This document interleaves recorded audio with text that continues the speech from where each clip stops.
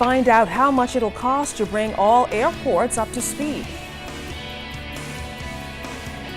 And the new developments in tourism with the Miami Dolphins. Find out the connection. The Bahamas Tonight, the National Report, starts now live.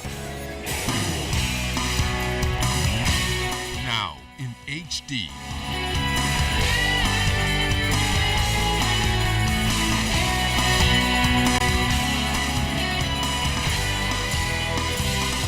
ZNS Network presents The Bahamas Tonight.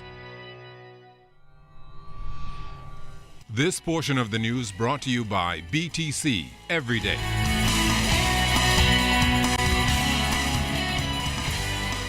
Off the top tonight, we are tracking the tropics as a special weather bulletin has been issued by the Department of Meteorology. Joining us live in the studio tonight is Chief Meteorologist Basil Dean with the latest. Basil, what can you tell us about the newest developments on this system?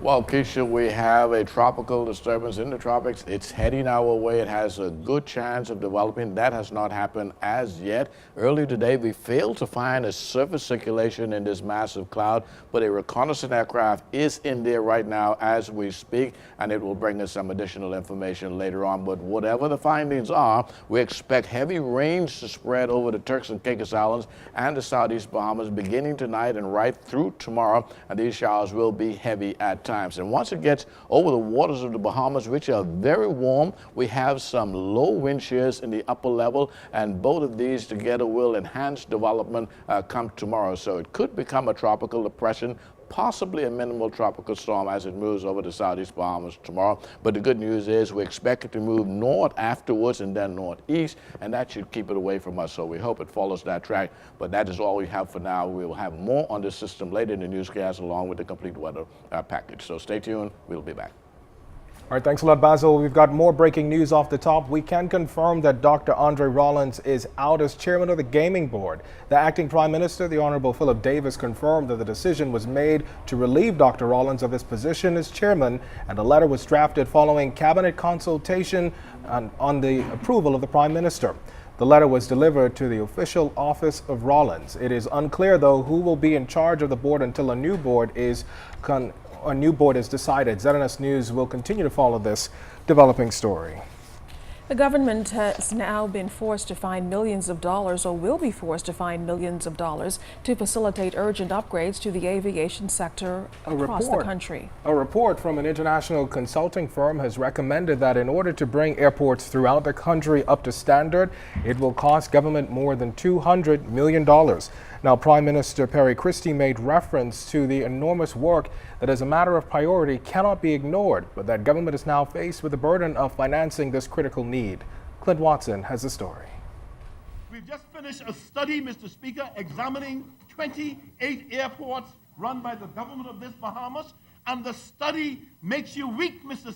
Speaker. That study was orchestrated by Stantec Consulting Limited. The project was organized with 4 critical tasks: a comprehensive strategy for optimization of family island airports, development of guidelines and standards, hazardous cargo management procedures, and energy and water use conservation standards. The results painting a picture that demands the government's immediate attention, especially when it comes to safety in the aviation sector.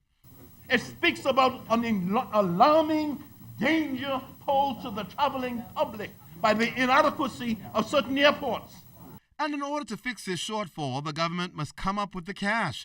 The Prime Minister used the defense of needing to collect value-added tax as a key factor in generating revenue for governmental projects like this, and the need to replace funds that will be moved to address urgent requests like this one.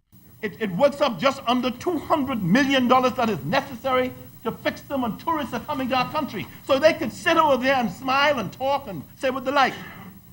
But if they came into these seats here, it'll be different. Prime Minister Christie says as Minister of Finance, he never intended to put new taxes on the backs of Bahamians. But the country's needs balanced with its financial position forced the need to implement value-added tax. We are wrestling with the Bahamian public, their anxieties, their expectations, and we are doing the right thing. We committed ourselves to working with the private sector and the Bahamian people to bring a resolution to this situation that could be considered a compromise. Now that aviation report by Stantec notes that tourism growth potential is aligned with air carriers. The report says a key element in establishing the right climate and environment for airlines is ensuring the airport environment is safe, well-managed, and welcoming. Clint Watson, ZNS Network News. Officials of Renew Bahamas are responding to Stellar executives who claim that they will have access to the site to conduct their studies at the New Providence landfill. It's part of Stellar's plan to eventually construct a waste-to-energy plant. But Renew officials say not so fast. We got the details tonight from Janaea Noel Ferguson. Renew Bahamas, the company now responsible for operations at the New Providence landfill, which was previously under the administration of the Department of Environmental Health, is denying access to Stellar Waste to Energy Bahamas Limited or any other group wishing to conduct studies at the dump site. This week, a top executive of Stellar told ZNS News that despite the controversy surrounding the company involving the reported unauthorized signing of a letter of intent by Parliamentary Secretary Renwood Welch, they still plan to move ahead with their assessment. Now, we asked Stellar's chief operating officer if they would need approval to access the site. And we never had any problems accessing the dump site in the past, so I don't think there will be a problem moving forward accessing the dump site for feed 2 and 3. ZNS News also contacted Renew Bahamas officials who were contracted earlier this year to overhaul the dump site on the matter. Although executives would not agree to an interview, they did release a statement rejecting access by Stellar to the facility. The statement read, "We have a contract in place with the government that was duly approved by our appropriate channels in government, including cabinet, and under the terms of our agreement, we are obliged to secure the Harrell Road landfill site and will not consider allowing any group access to conduct studies at the site at this time." Meanwhile, Stellar executives are confident that their studies will continue. Despite the insistence by Stellar Bahamas that they will have access to the New Providence landfill, Renew Bahamas says they don't see that happening anytime soon. They say they're more focused on improvements to the land site, with some construction already taking place. Of course, we'll continue to follow this story as it develops. Janaea Noel Ferguson, ZNS Network News. Well, we've got about 5 months to get ready for the implementation of value-added tax. The Bahamas Institute of Chartered Accountants is intensifying its educational campaign, hosting 2 seminars next month, one in Nassau and the other in Grand Bahama. BICA's President Darnell Osborne, who sits on VAT's advisory committee, says now that the VAT bill has been passed in Parliament, it's a matter of ensuring that businesses and individuals understand how the process will work. Our accountants so that they're able to assist their clients and educating the public. Like I said earlier, we have September 18th, we have a VAT seminar planned. So we invite our members and also the wider business community to attend the seminars. We'll have personnel from the VAT office who will be conducting some of the seminars. Just really education, that's key.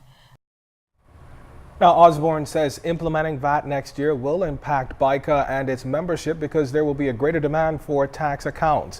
While admitting the January 1st deadline is ambitious, Osborne says she has no real concern with the current legislation. Today, she met with officials from the Ministry of Finance to discuss the registration process. It's really ambitious, but I know that there are plans in place to really increase the training and the educational campaign. So from that perspective, if that all goes well, then January 1st will be the date. So it really is up to the government in terms of their education to the public and the I guess the establishing sufficient and the correct personnel inside the VAT office would be able to handle the complete process. And still talking VAT, member for East Grand Bahama, or Member of Parliament for East Grand Bahama, that is, Peter Turnquest, in his contribution to the parliamentary debate on VAT, said VAT is another tax that will attack the middle class and the poor. The middle class, as they will be the ones to bear most of the burden of this tax.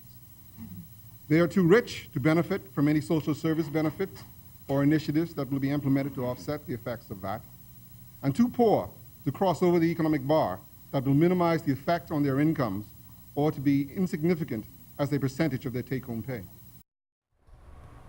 Investigating a late-night shooting off Kemp Road. ZNS News team is on the scene. You've got the details, so stay tuned. This segment of the news is brought to you by Shell Quality Fuels.